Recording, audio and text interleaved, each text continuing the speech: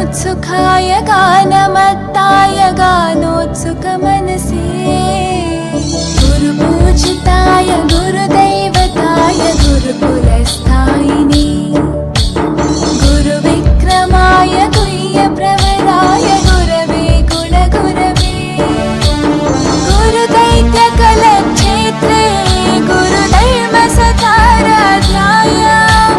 गुरुपुत्रपरित्रात्रे गुरुपाखण्डखण्डकाय